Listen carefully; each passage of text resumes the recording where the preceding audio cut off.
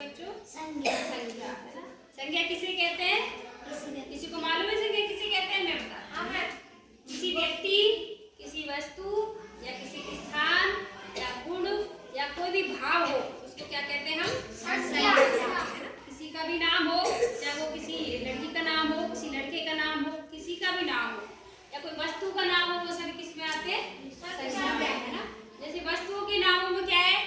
पुस्तक, पंखा, जूता, मेज, दूध, बहुत सारी चीजें हो सकती है जो सभी किस में आएंगी?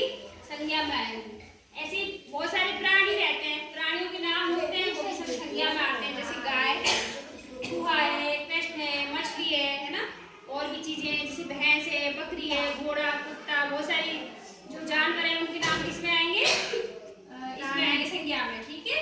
जैसे स्थान का नाम है, किसी भी स्थान का नाम हो, वो चाहे हमारे गांव का ही नाम हो, किसी भी शहर का नाम हो या नगर का नाम हो, जैसे दिल्ली, भारत, जयपुर, चिड़वई, अलवर, गोविंदगढ़, रामगढ़, कहीं का भी नाम हो, किसी भी स्थान को, वो सब किस में आएगा?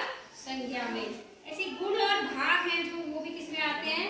जैसे बचपन, बुढ़ापा, सर्दी, गर्मी, जवानी। ये गुण भाव क्या है? भाव वो हैं जिसको हम देख नहीं सकते, सिर्फ उनको हम महसूस कर सकते हैं, वो सब किस में आते हैं? भाव में। अब हम आते हैं संज्ञा के भेदों पर। संज्ञा के भेद कितने होते हैं? तीन। पहला भेद है इसका व्यक्तिवाचक संज्ञा, दूसरा है जातिवाचक संज्ञा और तीसरा हमारा है भाववाचक संज्ञा। तो हम सिर्फ व्यक्तिवाचक संज्ञा के बारे में पढ़ेंगे, है ना। कल हम जातिवाचक और भाववाचक दोनों पढ़ेंगे।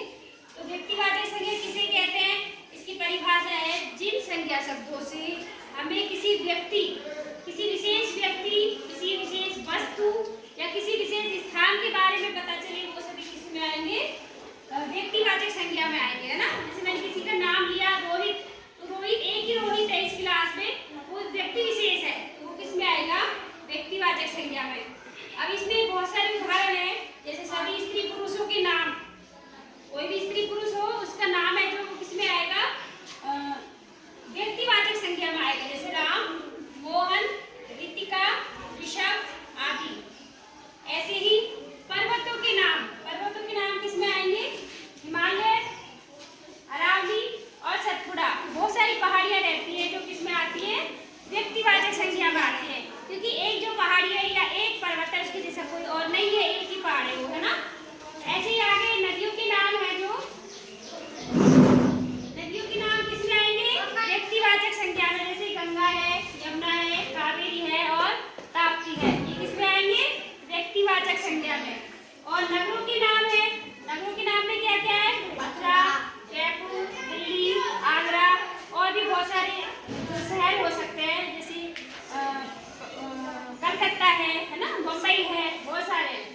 पुस्तकों के नाम है जैसे रामायण, तो रामायण एक ही है, कोई विशेष चीज है जो वो किस में आती है? व्यक्तिवाचक संज्ञा में आती है। मेघदूत है, महाभारत है। दिनों के नाम में क्या है? सोमवार, रविवार, बुधवार। सप्ताह के दिनों के नाम जो रहते हैं वो सभी किस में आते हैं? व्यक्तिवाचक संज्ञा में। ऐसे महीनों के जो नाम है वो भी किस में आएंगे? व्यक्तिवाचक संज्ञा में। जैसे जनवरी, फरवरी, मार्च, अप्रैल और दिसंबर तक सभी जो है दिन, महीने हैं जो किस में आते हैं? वैसे ही त्योहारों के नाम है, जो त्योहारों के नाम भी किस में आएंगे? होली, दीपावली, रक्षाबंधन, ये सब भी किस में आएंगे? व्यक्तिवाचक संज्ञा में। अब मैं तुझसे पूछूं व्यक्तिवाचक संज्ञा की परिभाषा, तो कौन बताएगा? मुझे बताओगी व्यक्तिवाचक इसकी संज्ञा की परिभाषा बताओ। पहले संज्ञा किसे कहते हैं? किसी व्यक्ति खड़े होकर बताओ। किसी व्यक्ति स्थान के नाम को संज्ञा कहते हैं। किसी व्यक्ति